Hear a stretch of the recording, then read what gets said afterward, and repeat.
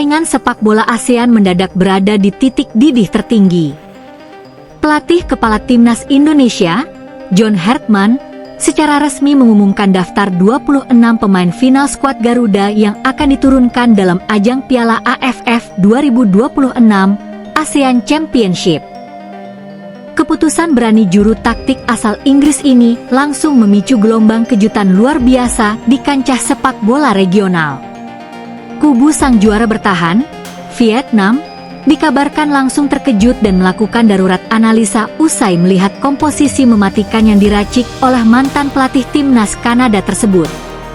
Bagaimana tidak?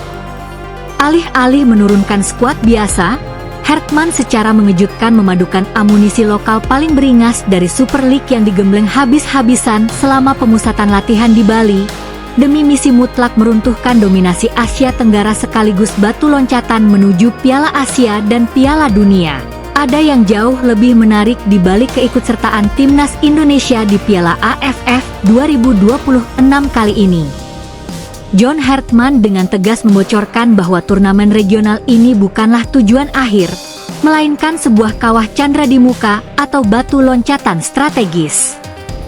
Hartman ingin memastikan para pemain lokal memiliki mentalitas baja sebelum menatap ajang elit Piala Asia 2027 pada Januari mendatang, di mana Indonesia sudah tergabung di grup neraka bersama Jepang, Qatar, dan Thailand, serta misi besar lolos ke Piala Dunia 2030. Bagaimana selengkapnya, mari kita bahas. Sejak memegang kendali kepelatihan timnas Indonesia, John Hartman sama sekali tidak main-main. Dalam TC, pemusatan latihan, jangka panjang yang dimulai sejak akhir Mei hingga menggembleng fisik Rizky Ridho dan kawan-kawan di Bali, pelatih berusia berpengalaman ini menerapkan standar mentalitas kelas dunia. Dari 50 nama yang sempat diseleksi ketat, terpilihlah 26 gladiator lapangan hijau yang resmi didaftarkan untuk berjuang di grup A. Hartman dengan tegas menyatakan kepuasannya yang mendalam terhadap perkembangan pesat anak asuhnya. Mereka semua berkembang pesat sejak camp bulan Mei lalu. Saya sangat puas dengan komposisi grup ini. Ini adalah kesempatan emas bagi para pemain lokal untuk membuktikan diri bahwa mereka siap tempur di level tertinggi, tegas John Hartman. Keputusan membawa kuota maksimal 26 pemain ini, meski regulasi daftar susunan pemain per laga hanya 23 nama, dinilai sebagai langkah taktik jenius untuk mengantisipasi ketatnya jadwal dan kelelahan pemain di fase grup. Kabar dirilisnya 26 nama skuad Garuda ini sontak membuat media-media kawasan hingga staf pelatih timnas Vietnam meradang cemas. Pasalnya, di grup A Piala AFF 2026, Indonesia dan Vietnam kembali berada dalam satu grup panas bersama Singapura, Kamboja, dan Timor Leste. Vietnam yang berstatus sebagai juara bertahan awalnya memprediksi Indonesia akan tampil dengan kekuatan standar. Namun, melihat kedalaman skuad racikan John Hartman yang baru saja membantai Bali United 3-0 dalam laga uji coba tertutup berkat gol Mark Klok, Donny Tripamungkas, dan Mitchell Baker, The Golden Star Warriors langsung siaga satu. Identitas taktik Garuda di bawah era Hartman terlihat semakin padu, agresif, dan mematikan dalam transisi menyerang. Ketajaman lini tengah dan kedisiplinan lini belakang membuat Vietnam sadar bahwa bentrokan kedua tim pada 3 Agustus 2026 mendatang di fase grup akan menjadi pertarungan neraka yang sesungguhnya. Mari kita putar balik waktu sejenak. Ke masa di mana tolok ukur kesuksesan sepak bola nasional kita terjebak dalam sekat geografis bernama Asia Tenggara. Bukan berarti Piala AFF tidak penting. Turnamen ini adalah nadi, gairah, dan harga diri jutaan rakyat Indonesia. Rivalitas melawan Malaysia, Thailand, atau Vietnam selalu menyedot emosi satu bangsa. Namun, di balik fanatisme itu, ada sebuah zona nyaman yang tanpa sadar memenjarakan kita, sampai akhirnya titik balik itu datang. Ketika PSSI mulai berbenah secara radikal, merombak total fondasi, memanfaatkan jalur diaspora berkualitas Grade A Eropa, dan mempercayakan kursi kepelatihan kepada juru taktik asal Korea Selatan, Shin Tae-yong, yang kemudian diperkuat dengan proyek besar transformasi sepak bola nasional di era kepemimpinan Erick Thohir.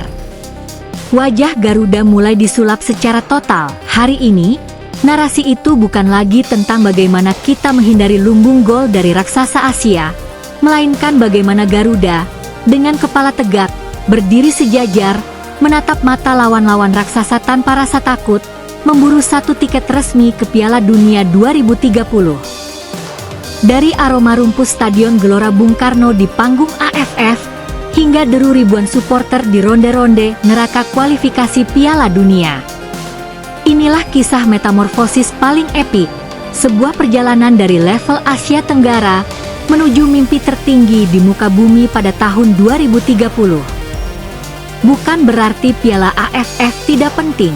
Turnamen ini adalah nadi, gairah, dan harga diri jutaan rakyat Indonesia.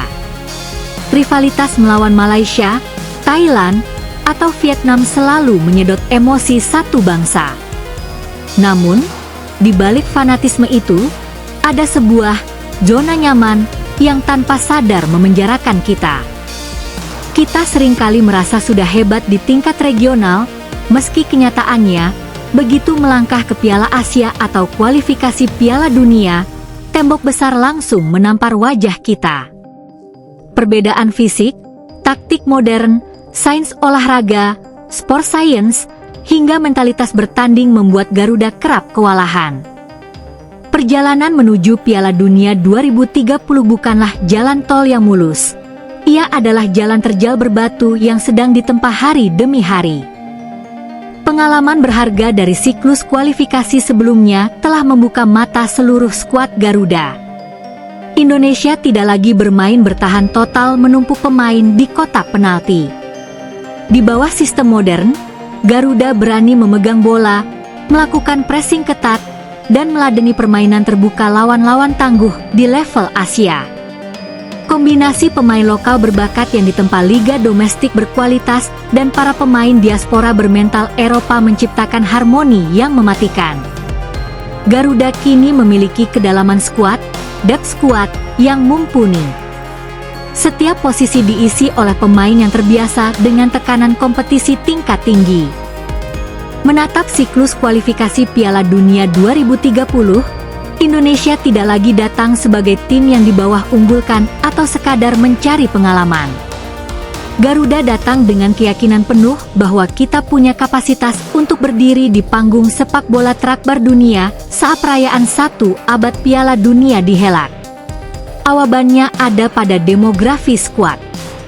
Pada tahun 2030, para pemain muda berbakat yang hari ini menjadi tulang punggung timnas, seperti Marcelino Ferdinand, Pratama Arhan, Justin Hubner, Ivar Jenner, dan gelombang baru pemain akademi elit, akan berada tepat di usia emas pesepak bola profesional, antara 24 hingga 29 tahun. Usia di mana kematangan taktik, kekuatan fisik, dan pengalaman bertanding menyatu secara sempurna. Di saat yang bersamaan, ekosistem sepak bola domestik di tanah air sudah jauh lebih tertata. Kompetisi usia muda berjalan konsisten melalui Elite Pro Academy, standar akademi klub profesional semakin ketat, dan dukungan infrastruktur olahraga terus berbenah. Di babak-babak penentuan kualifikasi menuju 2030 nanti, ujian terberat akan kembali tersaji, menghadapi dominasi tradisional Asia Timur dan Timur Tengah. Namun, dengan fondasi yang telah dibangun sejak era Shin Tae-yong dan dilanjutkan dengan visi jangka panjang federasi, Garuda memiliki senjata paling ampuh, keberanian untuk bermimpi besar dan konsistensi sistem. Piala Dunia 2030 bukan lagi sekadar angan-angan kosong penyemangat tidur. Ia adalah sebuah target terukur, sebuah misi suci yang sedang diperjuangkan oleh jutaan pasang mata rakyat Indonesia. Dari riuhnya atmosfer Piala AFF di Gelora Bung Karno, dari keringat para pemain di pusat latihan, hingga gemuruh doa di setiap sudut tanah air, semuanya bermuara pada satu tujuan, melihat lambang Garuda berkibar megah di antara bendera-bendera negara elit dunia pada tahun 2030. Standar kita telah naik kelas. Kita bukan lagi penonton setia yang iri melihat negara lain berlaga di televisi. Kita adalah penantang serius yang siap mengguncang peta sepak bola global. Perjalanan ini masih panjang, penuh tikungan tajam dan rintangan berat. Tapi satu hal yang pasti, Garuda sudah membentangkan sayapnya dengan gagah berani. Piala Dunia 2030 memanggil, dan sejarah baru sepak bola Indonesia siap untuk dituliskan. Saya, nama channel Anda. Sampai jumpa di pertempuran berikutnya menuju 2030. Salam olahraga, bangga Garuda Indonesia.